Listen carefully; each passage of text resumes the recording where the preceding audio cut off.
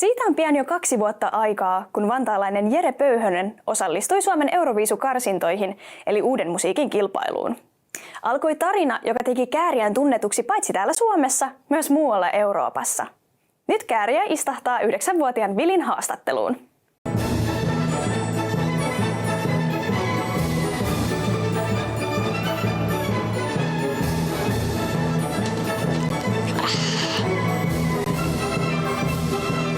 Hello! Moi! Minä olen Kääriä, Jere. Minä olen Vili. Morjesta, Vili. No niin, hyvät herrat, kamera käy, olkaa hyvä sitten kun teille sopii. Yes. Nyt julkaistaan uutta musiikkia. Mikä on oma suosikkisi uusista lauluistasi ja miksi? Jos on pakko yksi lemppari, niin kyllä mä sanon Autiomaan. Siitä mä oon tosi innoissaan, koska mä en ole aikaisemmin julkaissut oikein sellaista musaa, mikä kertoisi niinku suoraan mun elämästä. On hienot ilmapallo ja Autiomaa. On jatko silmissä, mut en mä näkis mitään muutenkaan. Ilman heliumia en pääse takas korkeuksiin. Palataan seuraavaksi hetkeksi vielä Euroviisuihin. Jännittikö kun menit Euroviisuihin? No kyllähän se totta kai jännitti mennä sinne, mutta se kyllä äkkiä sen jännityksen pystyi niinku kääntämään semmoiseksi niinku voimavaraksi silleen, että mun mielestä se on aina hyvä, jos vähän jännittää, niin silloin se tietää, että ollaan jonkun tärkeän asian edessä. Niin, Mitä tykkäsit Lorenin Euroviisubiisistä? Kyllä mä tykkäsin. Mun mielestä Loreen oli ihmisenä oikein mukava tyyppi ja biisi oli myös, se oli tosi hittibiisi. Nyt tulee muita kysymyksiä. Mikä on sinun mielestäsi tähän mennessä onnistunein biisisi? No kyllä se varmaan tietyllä tapaa toi Cha-cha-cha on siihen nähden, kuinka iso huomio se niinku herätti. Et harvemmin ehkä suomenkielisellä musiikilla saadaan tollaista temppua aikaa, niin kyllä mun on vaan pakko valita se biisi. Mikä oli kivointa lapsuudessa? Lapsuudessa kivointa varmaan oli ehkä semmoinen tietynlainen niin kuin ressitön elämä. Silleen, että sai kokea ja mennä ja touhuta ja käyttää mielikuvitusta. Teitkö kepposia lapsena? Mä tein kyllä aika paljon kaikkia kepposia. Saatoin käydä semmosia, älä ota mallia näistä, mutta semmosia pilasoittoja, pilareita niin sanotusti, että kävin pimpottaa ovikelloa ja juoksin karkuun. Ja ikinä en mitään oikeastaan niin kuin ilkivaltaa halunnut tehdä. Että. Lopuksi, mitä terveisiä haluat lähettää lapsille, jotka katsovat tätä lähetystä? Mä haluan sanoa lapsille ja kaikille sinne paljon rauhaa ja rakkautta ja terveisiä ja uskokaa unelmiin ja niin kuin tässä tämä herrasmies, niin sitä ei tiedä, jos joku päivä saat toimittaja tai joku haastattelija, eiks niin? No joo. Kyllä se näin on. Muista vaan usko siihen, mitä haluat tehdä ja ei kiusaamista ja pienet kepposet on aina hyviä. Kääriä tänään täällä TTK-studiolla ja tällaisessa vähän erilaisessa roolissa, niin mites nyt oikein, millä mielin olet itse tätä iltaa kohtaan? No todella hyvin mielin on, että TTK on hieno ohjelma ja on ilo ja kunnia olla täällä. Et vielä ei olla tanssiasu päällä, mutta vähän jotain sinne päin. Miten sä oot valmistautunut tähän sun tuomarin rooliin? No hyvät yöunet alla ja hyvä aamupala, että oikeastaan 0 tuntia tanssitaustaa takana, joten mitä muuta voi odottaa. Ootko seurannut tätä kuluvaa kautta? No siis rehellisesti mulla ei tänä kautena ollut hirveästi aikaa. Mä oon muutamia esityksiä kattonut sieltä sun täältä, mutta tää kausi vähän jäänyt itseltä rehellisesti katsomatta. On ollut omat kiireet painunut päälle, niin telkkari on ollut aika lailla kiinni. No voisiko se olla se tosiaan, että sulta kiinnostaisi ehkä tuonne parketin puolellekin joskus sitten liittyä? No kyllä joo, joskus kyllä, että jos vielä joskus jotain kiinnostaa nähdä meikäläinen siellä ja intoa riittää, niin ehdottomasti, että vielä ei ole sen aika, mutta toivotaan, että joku päivä nähdään. No kerro hieman enemmän nyt tästä sun kuluvasta syksystä, vaikka niin kuin sanoit, niin aika lailla kiirettä on pitänyt, sä oot mennyt ympäri Eurooppaa ja sulta tullut levyä ja kaikkea, niin miten on mennyt? No joo, totta kai hyvin kiireellisesti ja asioita on tapahtunut aika silleen nopeasti ja päätöksiä tapahtunut nopeasti. Et tosiaan Eurooppa rykästi läpi ja nyt sitten rundataan Suomea ympäri ja albumi saatiin kivasti pakettiin, saatiin mun näköinen siitä ja mihin meikäläinen on tyytyväinen. Että eikä tästä hyvä jatkaa eteenpäin ja katsotaan mihin tää Kääriä-projekti oikein sitten menee. Millainen meininki siellä Euroopan keikoilla on? Sinnekin ihmiset on kyllä niin kuin aika hyvin sankoin joukon etsyytynyt paikalle. No joo, se on kyllä on hienoja keikkoja, että kyllä jotenkin sois kaikille Suomi-artisteille, että pääsis kokemaan se fiiliksen, koska se on jotain unohtumatonta ja siellä on iso rakkaus ja jengi odottaa ilolla että sinne tullaan, niin kyllä toi täytyy vielä isommin yrittää tehdä, että katsotaan mihin rahkeet riittää. Millaisia ne kohtaamiset on sitten siellä, kun näet sitten ja niin kuin ehkä pääset jutuille näiden sun fanien kanssa?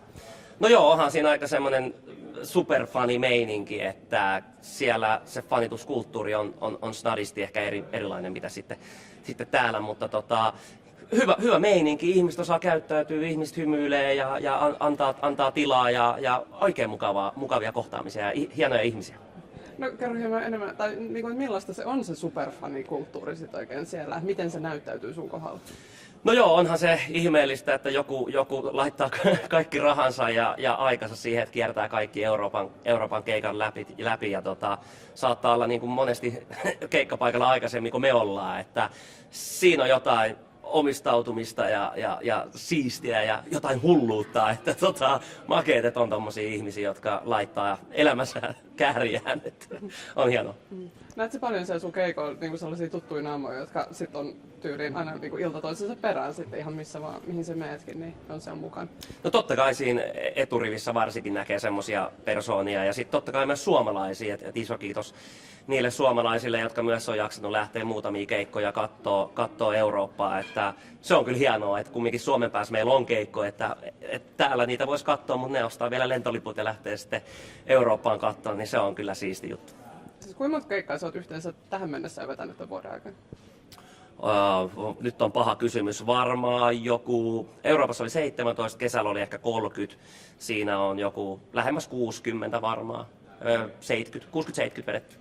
Ja nyt on vielä Suomen keikkoja iso liuta eessä. No kyllä niitä joku parikymmentä, sitten mennään Puolaan vielä 3 päivää. Et se on ihan mielenkiintoinen, että sinne puolalaiset on venailu, niin käydään nyt sekin sitten hoitamassa pois alta. No varmasti jos paljon kysytään, niin miten se itse jaksat, miten niin pää kestää kaiken ton keskellä? No kyllä se kestää, totta kai välillä on ehkä semmoisia lahoamispisteitä, mutta sitten kumminkin on hyvä tiimi taustalla ja apuvoimia, että sitten pyytää apua tai ne näkee, että nyt tarvii vähän tehdä jotain, että tiimi on hyvä, pitää hyvin huolet ilman tiimiä, niin en tiedä sitten missä pötköteltäisiin, että iso kiitos heille. No loppuvuosi, miltä se nyt tosiaan näyttää, että on niitä paljon keikkoja ja muuta, mutta sitten kun joulu ja muu lähestyy, niin itse sitten ottaa rauhassa ja olla omien läheisten kanssa. No tarkoitus kyllä olisi perheen kanssa sitten joulua viettää ja antaa heille aikaa, koska sitä ei tosiaan tässä hirveästi tässä parin vuoden aikana ole annettu, niin se olisi kyllä makea juttu. Ja kyllä mä lomailen hetken sit, kun tulee pieni breikki, niin katsotaan sitten mitä tehdään ja mihin suuntaan mennään. Joko sä oot vetänyt sun omat glögivarastot täyteen? No, on mulla siellä pikkasen mutta mun täytyy alkaa pikkuhiljaa kasaamaan sitä varastoa, että heti kun vaan vapaapäivä tulee, niin mä lähden kaupoille. Sitten kysyn vielä loppuun niin ihan tähän iltaan liittyen ja tähän sun tuomarointiin liittyen, mitkä on niitä sellaisia asioita, mitä sä erityisesti itse pistät merkille tänään, mitä niin kuin aiot huomioida ja mitä ootat näkeväsi? No mulle jotenkin kaikessa, jos puhutaan tämmöistä hienosta taiteesta ja tanssista, vaikka itselläistä kokemusta, niin jotenkin mä haluan nähdä ne ilmeet ja sen fiiliksen, eli mä en ehkä niinkään, mulla ei ole taitoa ehkä katsoa, että menikö nyt joku askel väärin tai näin. Mä katson ehkä isossa kuvassa tämmöisenä perus sohvaperunana sitä, että odotan, että ne tanssijat nauttii, koska mun mielestä sitten jos ne nauttii, niin se välittyy sitten kotikatsomoihin ja se on mun mielestä tässä tärkeintä, että kumminkin tässä ollaan tekemässä viihdettä ja hyvää, että se, että jos joku askel nyt menee vähän sinne tänne, niin ei se ainakaan minua haittaa. No niin, nyt tää oli tällainen lähetys ja sinä teit oman tuomaritehtäväsi, niin millainen fiilis sulle jäi tästä lähetyksestä? No mulle jäi kyllä hyvin positiivinen, oli kiva vaihtelua tähän omaan tekemiseen, niin oli ilo päästä näiden 3 huipputuomarin kanssa tonne arvioimaan ja jakaa pisteitä, että kaikin puolin hyvä show ja kaikki tanssiparit oli kyllä mahtavia, teki kaikkensa, että vaikea oli valita siitä, että kuka nyt sitten, kenelle ne pisteet menee, mutta upea show kaikin puolin. Mitä mieltä olit tästä lopputuloksesta, että näin kävi? Mun mielestä yleisö päättää lopulta sen ja se menee just niin kuin sen pitää ja näin se meni nytkin. No, mikä pari sieltä nyt nousi erityisesti muiden yläpuolelle sun silmissä tänään? No siis kyllä mulle rehellisesti Koki ja Kia, vaikka he tippuivat ehkä he tippuivat sen takia, kun oli mun lemppari, mutta mä tykkäsin heidän energiasta paljon ja siitä hauskuudesta, että mä tykkään paljon hauskuusjutuista, niin se kyllä jäi mulle mieleen. Millaista se lopulta oli istua noiden tuomareiden vierustalla sitten tuossa? Sä sanoit silloin ennen lähetystä, että ehkä saattoi pikkasen jännittää, niin millaista se lopulta, Jormakin tässä just kulkee meidän ohitsemme, että istuitte vierekkäin siinä, niin millainen kemia teillä oli ja millaiset jutut? No kyllä Jorma piti musta sen verran hyvää huolta, että ei siinä kerennyt jännittää, että antoi virran viedä ja juttuja laulaa, että ihan mahtavaa oli. Jormakin näytti tuolta takaa ihan, että hyvin meni. Niin se väittää. No, tuliko sulla itsellä nyt sitten semmoinen vielä enemmän jotenkin sellainen into, että tekisi mieli sitten tänne parketille päästä? No joo, siis totta kai askel ja juttu kerrallaan, että toivotaan, että joku päivä mäkin pääsen arvioitavaksi, mutta se, että milloin se on, niin sitä ei vielä tiedä. No itse asiassa kysytään tästä Jukka, tuuppa nyt kertoa sitten, että... Oletko sä ilmoittautunut kisaan mukaan? Vielä en uskaltanut.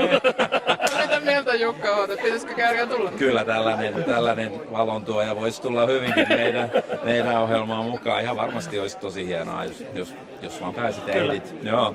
No sano Jukka nyt kans itse sitten se tuomarikollegana, että miten Kääriä pärjäsi tänne. No mä just pääsin häntä kehumasta tossa. Mä sanoin, että hän oli niin kuin oma itsensä. Sen mä oon kuitenkin jonkun verran seurannut sua medioissa ja huomannut millainen henkilö sä oot. Ja kun kamerat kamerat lähti käyntiin ja ilta paukahti liikkeelle, niin sä et niin kuin muuttunut. Että sä oot niin kuin oma itsesi ja pystyt tosi vapautuneesti ja omana itsenäsi kommentoimaan tässä. Ja se on aika mahtavaa juuri sen takia, että on joskus huomannut sen, että se on hieman eri asia sitten, kun ollaan kameroissa, että miten se sujuvuus ja semmoinen jutun niin kuin lennokkuus pysyy yllä. Ja itsekin tiedän joskus, kun sanat vähän mennään takertua tuonne kurkkuun, se oma semmoinen pieni viive siinä, että hitsi, tää ei mene nyt niin hyvin kuin mä haluaisin. Se semmoinen sujuvuus, mutta sä oot sujuva ja iloinen ja oma itsesi koko ajan. No, mutta just tuosta sanojen ja näiden aloitteiden lennokkuudesta, niin kun näit kuitenkin sen kenraalin, niin kirjoititko ylös jo jotain vai tuliko ne ihan fiiliksellä ne kaikki palautteet, mitä on nyt suorassa lähetyksessä? No totta kai siellä tulee niitä muistiinpanoja, mutta sitten kun on live-lähetystä ja muuta, niin siinä sitten antaa vaan virran viedä ja sieltä tulee sitten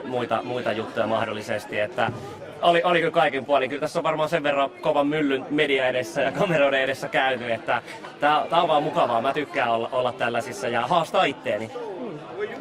Tulisiko meille mitä haluat lisätä tähän liittyen? No, en mä oikeastaan muuta kuin tsemppiä teille. Kiitos. Oli ilo ja kunnia olla. Oli 3 mestarin vieressä, että ilo ja kunnia. Hieno oli olla. Kiitos käynnistä. Kiitos.